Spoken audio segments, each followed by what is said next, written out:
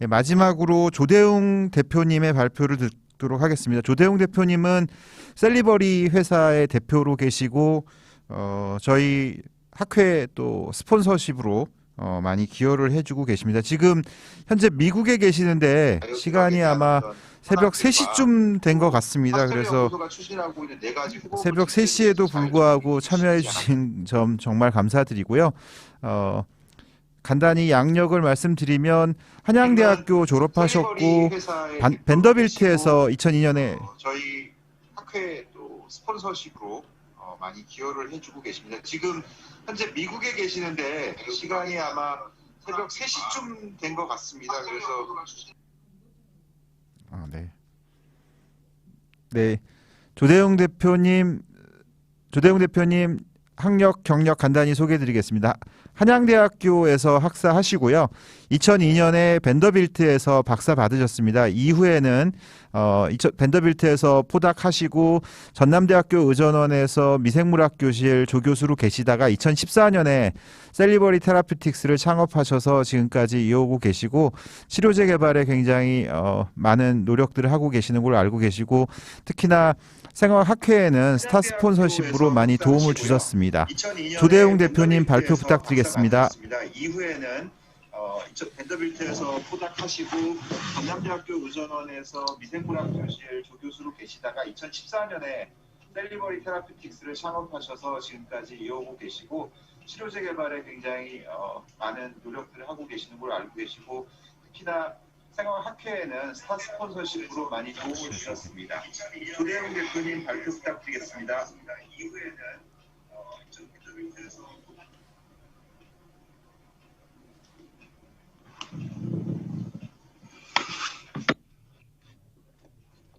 여보세요? 네. 잘 들립니다. 조대웅 대표님. 네. 어떻게 하는 거예요? 시작해요? 네, 시작해 주시면 됩니다. 누가 좀 알려주면 되겠는데. 마이. 거기서 화면 공유해서 파일을 띄우시면 될 텐데요. 화면 공유. 권한이 있으신가요? 네.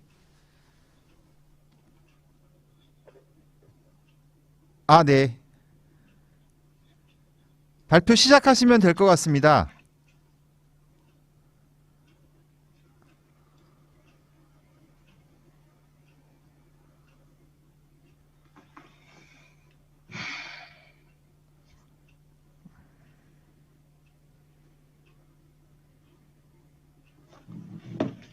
시작할까요? 네. 해요? 네, 시작하세요. 안 주시네. 예. 여기 카톡에다가 시작할게요. 완전히 어떻게 하는 거야 이거? 네.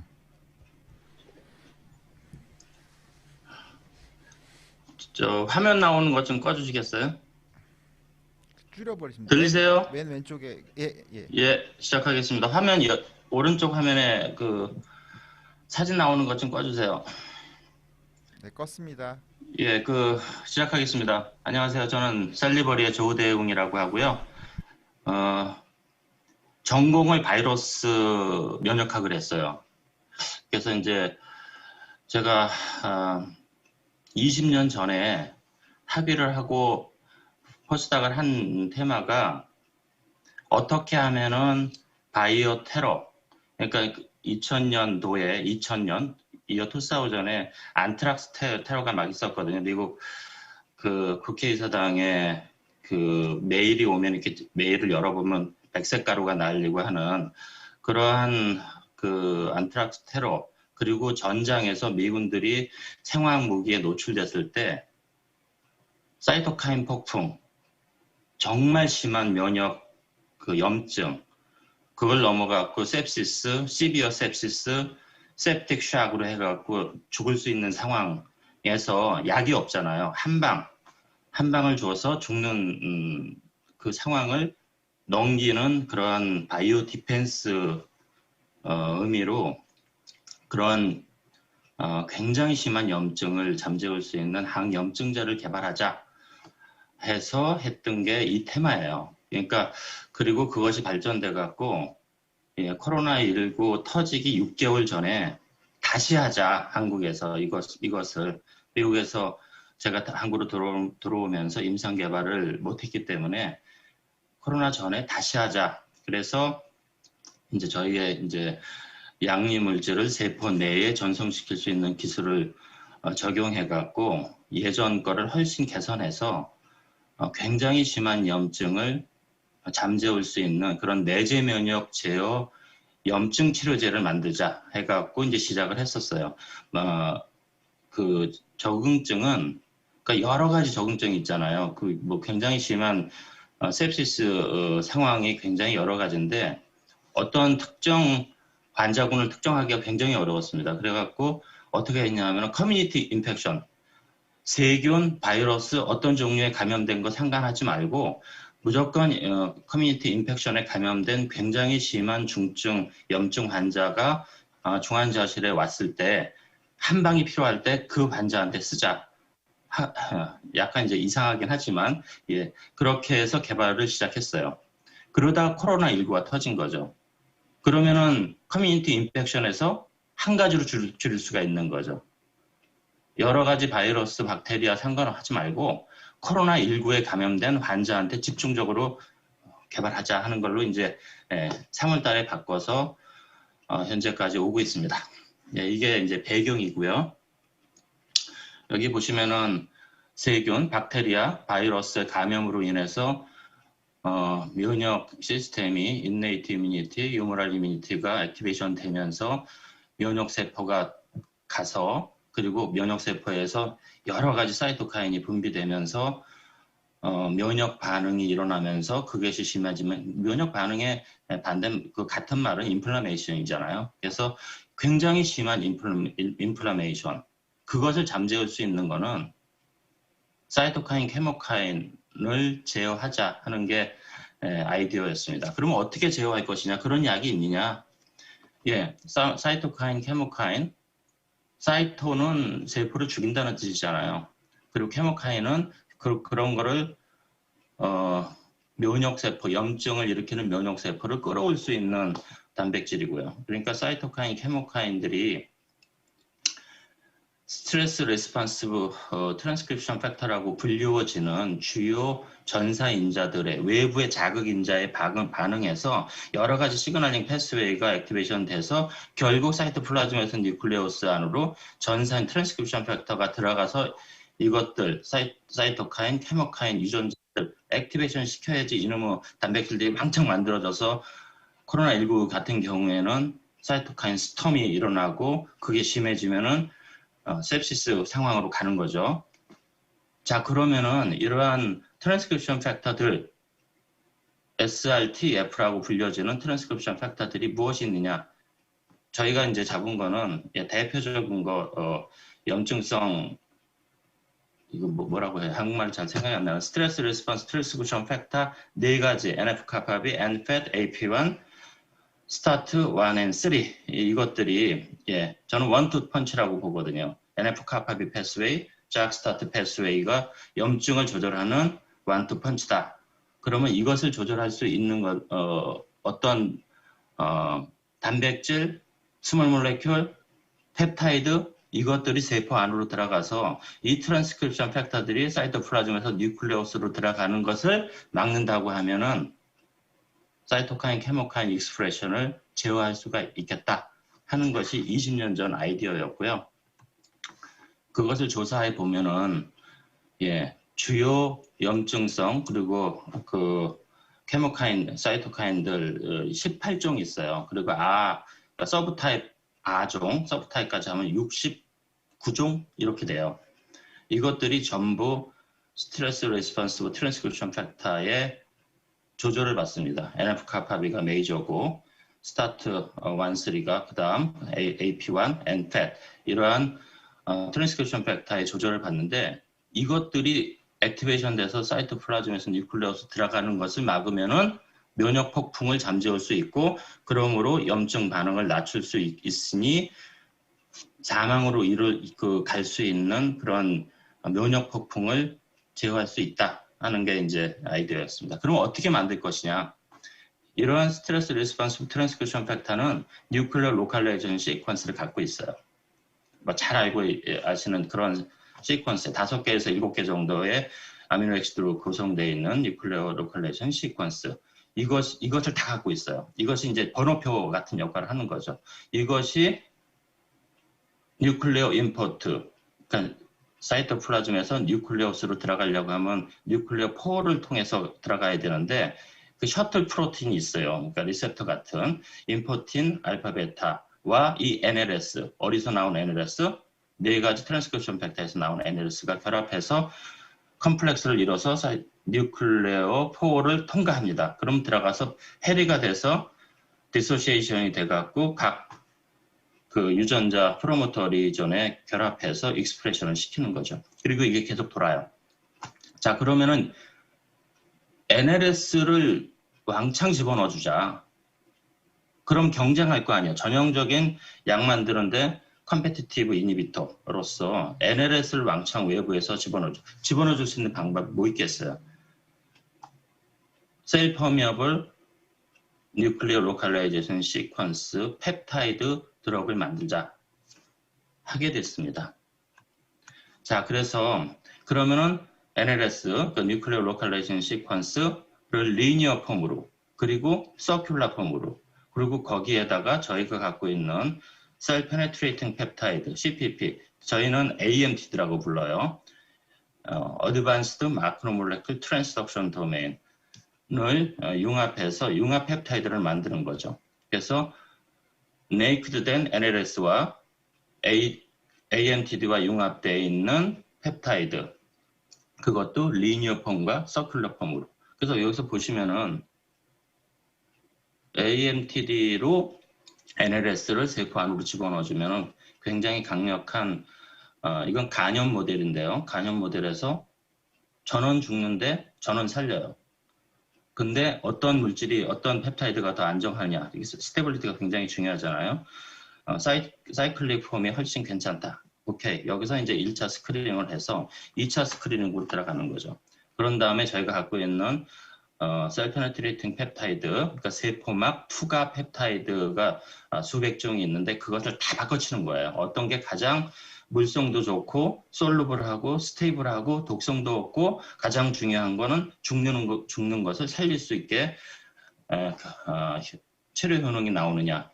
지금 여기서 하는 거는 다 코로나19가 나오기 전에 했던 거예요. 그러니까 6개월 전에. 그래서 강력한 간염 모델을 만들어서 이렇게 인젝션을 해주면은 IV 인젝션을 해주면은 AMTD 827번과 융합되어 있는 서큘라 뉴클리어 로컬라이제이션 시퀀스 펩타이드가 가장 효능이 좋았어요. 그리고 이것을 정말 사이토플라즘에서 뉴클레우스로 들어가는 스트레스 레스폰시브 트랜스크립션 팩터를 못 들어가게 막느냐.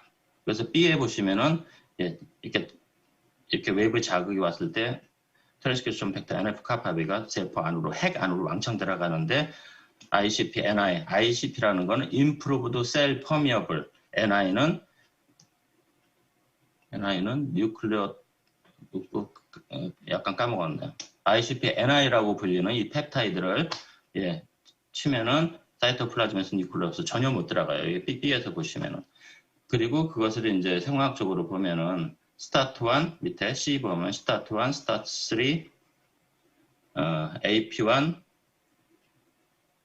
NF-kappaB, MFAT이 뉴클레어 익스트랙트를 갈아서 이렇게 디텍션 해보면 굉장히 줄어들죠. 안 친 거에 비하면 시커먼 게 이제 뉴클레우스를 못 들어가는 거죠. 그러니까 이제 오케이. 그래서 메커니즘은 이제 증명이 된 거고 가장 이게 이 시점에서 이제 코로나19가 이제 점점 나오기 시작했습니다. 그래서 이제 간염 모델을 해보니까 뭐 163마리가 다 전원 살고 그리고 이제 폐렴 모델, 그러니까 리버 인주리, 렁 인주리 모델로 가서 이렇게 해보니까 굉장히 서바이벌 레이트 좋고 우리의 직접 그 액션 메커니즘인 MOA인 프로 인플라메이토리 사이토카인, 대표적으로 TNF-알파, IL-6, 인터페론 감마, IL-2 이런 것들이 뭐 대표적인 그 염증을 일으키는 강력한 그 사이토카인이니까 이런 것들이 크게 내려가요.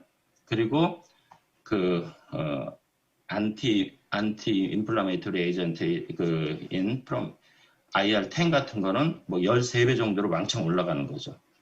보통 항염증제를 볼 때는 이 두 가지를 가장 먼저 본다고 합니다.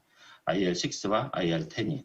그리고 이건 간염 조직이니까 이제 간을 뜯어서 보면은 헤몰라이시스도 나오고 매시브 에토포시스가 없이 이제 완벽하게 프로텍션 한다. 이제 여기서 이제 코로나19가 나와갖고 코로나19의 대표적인 증상 세 가지를 보면은 사이토카인 스톰, 사이토카인 프로파일이 굉장히 올라가는 거죠. 두 번째는 면역세포 파괴. 사이토카인이 가니까 당연히 면역세포를 다 죽여버리겠죠. 그러면은 인네이트 이뮤니티가 붕괴되고 인네이트 이뮤니티가 붕괴되니 침범한 논셀프 그 인베이더들을 우리의 인네이트 이뮤니티 셀들이 가서 제거하고 바이러스를 제거하고 바이러스에 감염된 세포를 제거할 수가 없겠죠. 그러니까 바이러스가 엄청 증식되고 그러므로 굉장히 심각한 염증 반응이 일어나는 거죠. 그러니까 조직 파괴가 여러 군데서 동시다발적으로 일어나서 장기 부전이 오고 DIC가 발생해서 실핏줄 다 터지고 이렇게 해서 이제 사망에 이르게 되는 것 중에 하나가 두꺼워져요. 딱딱해지고 제 기능을 잃는 거죠. 폐, 심장 이런 주요 장기가. 그래서 위에서 보시면 빨간 게 이제 빨간색이 콜라겐으로 해서 피브로시스가 일어난 거고 밑에 보시면은 마이크로CT 찍은 거 보면 이렇게 폐사진 뭐 하얗게 돼 있는 거죠. 자, 이렇게 해서 이제 내부에서 MOA와 POC를 이제 봤어요. 그래서 이제 괜찮다. 근데 이 코로나19 치료제 개발에 가장 어려운 점은 모델이 별로 없어요. 우리가 자주 사용하는 게 마우스 모델, 레트 모델, 레빈 모델 이런 거는 코로나19 사스코브2 바이러스에 감염이 안 돼요. 증상이 안 나오는 거죠. 이거는 사람, 원숭이, 쪽제비까지 나온다고는 들었어요. 그러니까 사람하고 원숭이밖에 우리가 아는 그런 코로나19 증상이 다른 동물은 잘 안 나와요. 그럼 그 다음 번은 뭐 하겠어요? 그러면 당연히 원숭이 모델을 하는 거죠. 그래서 자 당시에 4월 달에 했을 때는 세계에서 여기 한 군데밖에 없었어요. 그러니까 이제 이 모델이 없는 거, 이 바이러스를 원숭이 모델에 인젝션 해갖고 코로나19 미믹 그 애니멀 모델이 당시에는 여기 하나밖에 없었어요. 그렇게 해서 이제 계약을 하고 6월 달서부터 지금까지 계속 시험이 진행되는 거죠. 저희는 그 약물 재창출 그런 방향이 아니고 처음부터 커뮤니티 인펙션, 바이러스 인펙션으로 인한 중증 염증 치료제로 개발하는 거기 때문에 단계를 정상적으로 밟아 나가야 됩니다. 이렇게 점프할 수가 없어요. 신약이라는 게 그렇게 점프해갖고 하루아침에 뚝딱 그런 건 없습니다. 그래서 원숭이 모델을 했어요.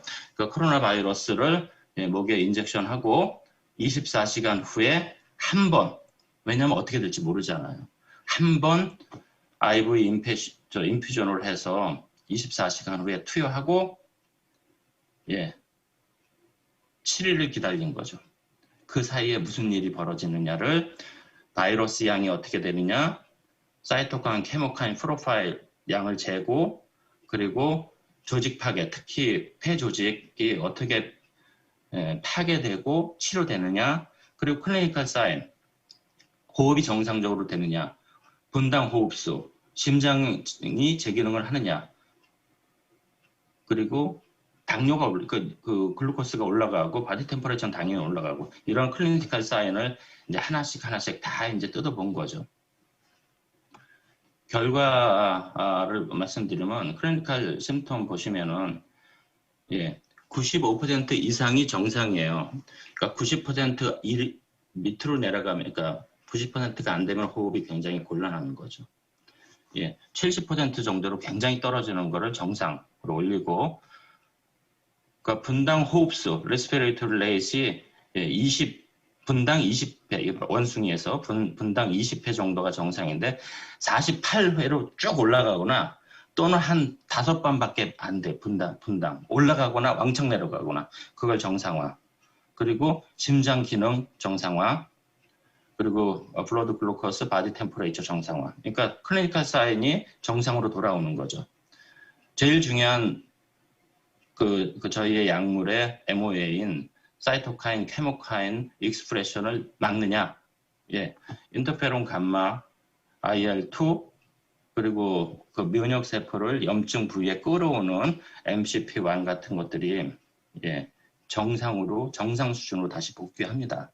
그리고 가장 약간 놀라웠던 게 증상이 없어요. 바이럴 타이터를 보면은 바이러스 양이 어떻게 되느냐. 감염 하루를 100%로 봤을 때 감염 4일째, 감염 5일째, 감염 7일째 정도에 쫙 올라갔다 떨어져요. 아까 어느 분이 말씀하셨는데, 근데 눈여겨볼 게 증상과 상관없어요. 무증상도 쫙 올라가고 굉장히 심한 그 증상 있는 원숭이도 쫙 같이 올라가요. 그리고 약물을 쳤을 때 왕창 떨어지는 거죠. 그 얘기가 잘 이해가 안 되실 거예요. 저도 이상하다 그랬는데 이걸 보시면 이해가 되실 거예요. 요거는 이제 한 페어, 그러니까 약물을 안 친 녀석과 약물을 친 녀석을 이렇게 폐 조직을 끄집어내서 전체 사진을 찍은 거 보는데 증상이 전혀 없는 무증상 원숭이였어요.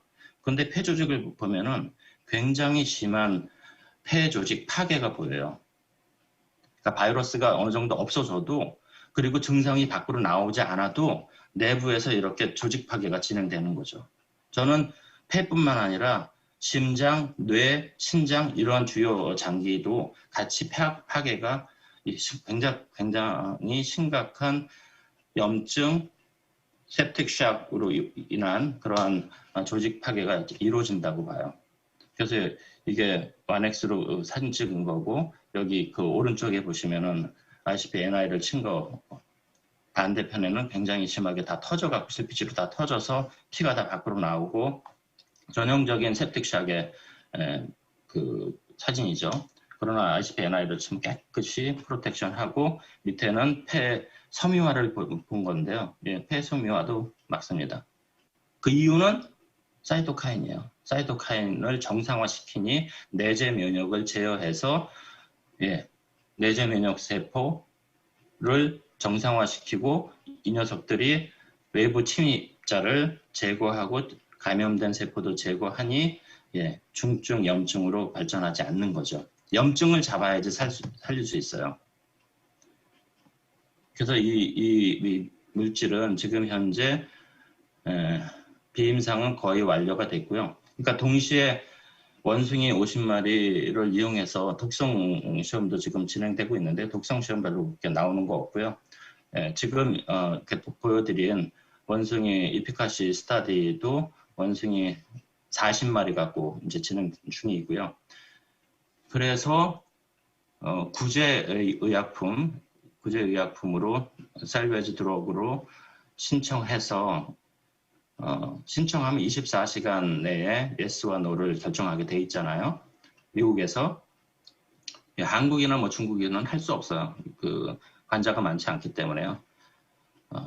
앞서 그 데이터로는 제가 딱 느꼈을 때 이걸 보는 순간 확진 환자는 증상에 상관없이 경증, 무증상, 중증 상관없이 무조건 치료제를 투여해야지 내부에서 장기가 망가지는 거를 왜냐하면 비가역적이잖아요. 영구 장기 손상을 입고 살아야 되는데 무조건 치료제는 투여해야 된다. 증상이 안 나오는 확진자한테도 라는 걸 생각했고요. 그래서 비임상을 마무리하고 올해 내에 이제 미국에서 FDA 승인을 꼭 받아야겠죠. 그러니까 이 정도 했으면 승인을 해줄 거라고 저는 생각해요. 그래서 임상에 진입하는 동시에 임상 물질에 한해서 그거 있잖아요. Expanded Access 프로그램을 해서 치료 목적 사용 승인 제도가 있지 않습니까?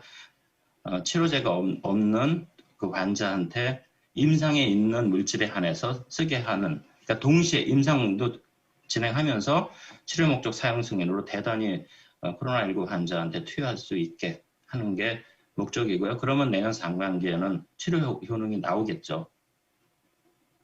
나올 거라고 저는 확신합니다. 그러니까 나온다는 거는 치료 효능이 좋다, 별거 아니다가 나온다는 거죠. 좋다, 나쁘다를 여기서 얘기할 수는 없고요. 그러면은 치료제로 갈 수도 있고, 예, 못 갈 수도 있는 거죠. 신약 개발이라는 게. 저는 갈 수 있다고 지금 하고 있습니다.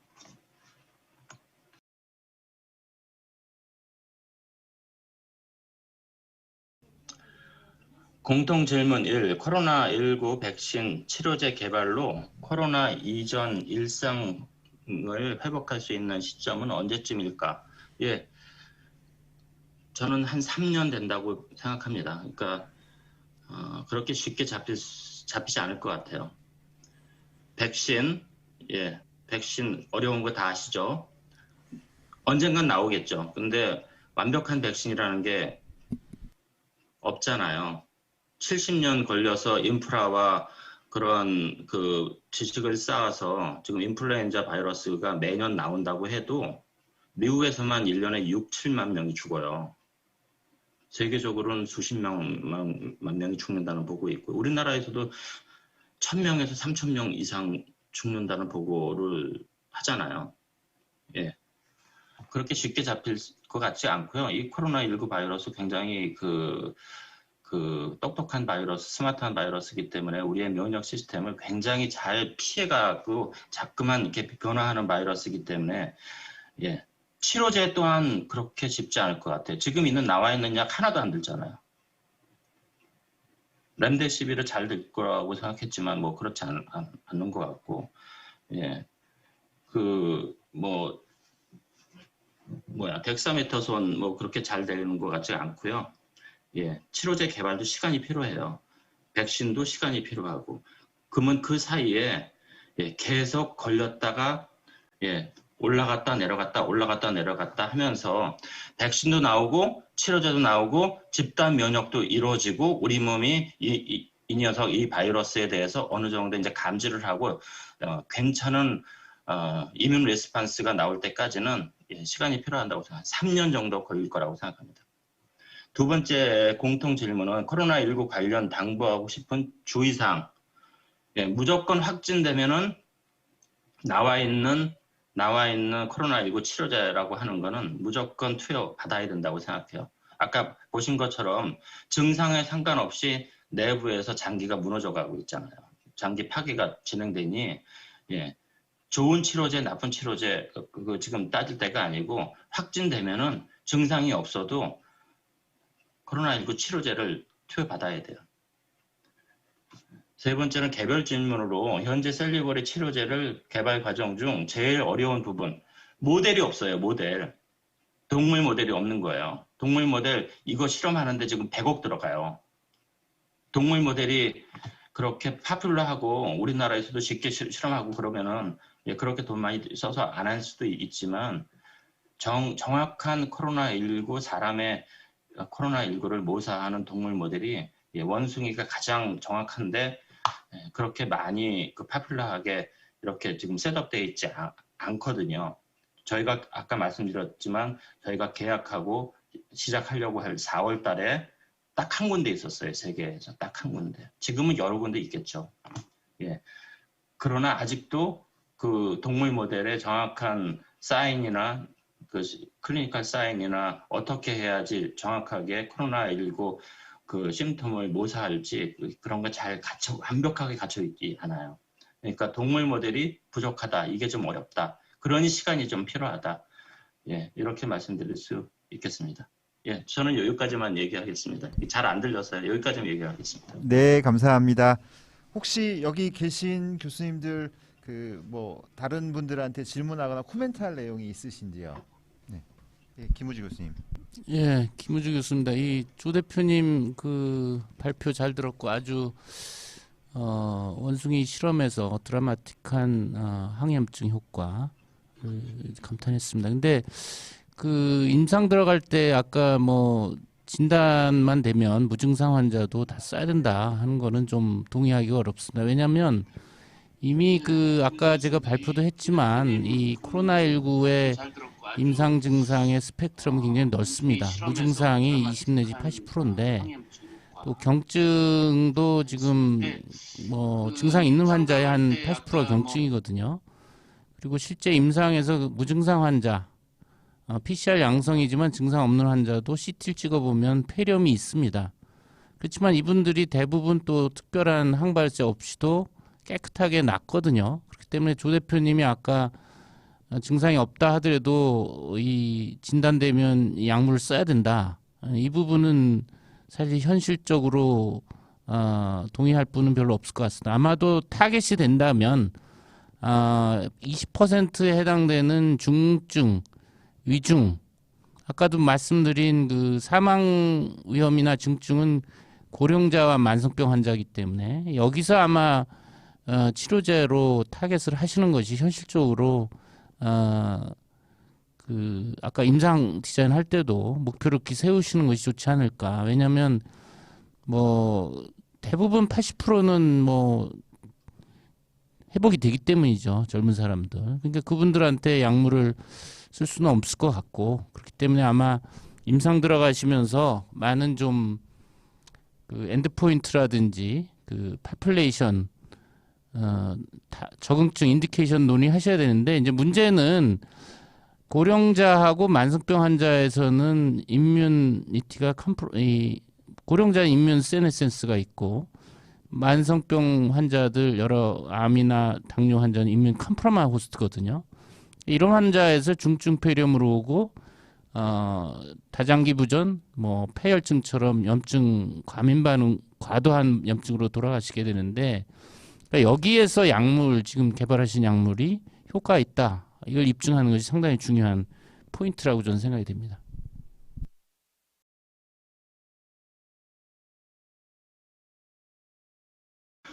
예, 아까 공통질문 1번, 2번은 아까 말씀드렸고요. 아까 김우주 교수님이 말씀하신 대로 처음에는 저도 그렇게 생각했어요. 예, 100%로 났을 때 치명률, 그러니까 사망하는 비율이 4%, 5% 정도고 우리나라에서는 그거보다 훨씬 낮죠.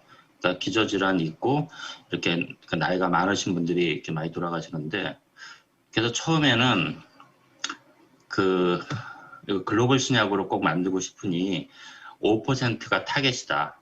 그리고 아주 심한 중증 환자들, 중환자실에 실려와서 이렇게 산소호흡기 꽂고 이렇게 치료를 받는 분들까지 합치면은 많아야 15%에서 넓게 잡아도 20% 안팎 정도가 이런 치료제, 그러니까 면역 치료제의 타깃이다 이렇게 생각을 했는데, 예, 누구나 그렇게 정상적으로 생각을 하죠. 증상이 전혀 없는데 걸려도 그냥 열 좀 오르다가 톡톡 털고 일어나고 전혀 다른 증상이 없는데 뭐로 치료제를 먹고 맞겠어요. 상식적이죠. 근데 원숭이 시험에서는 상식적이지 않았어요. 예, 상식적이지 않았습니다.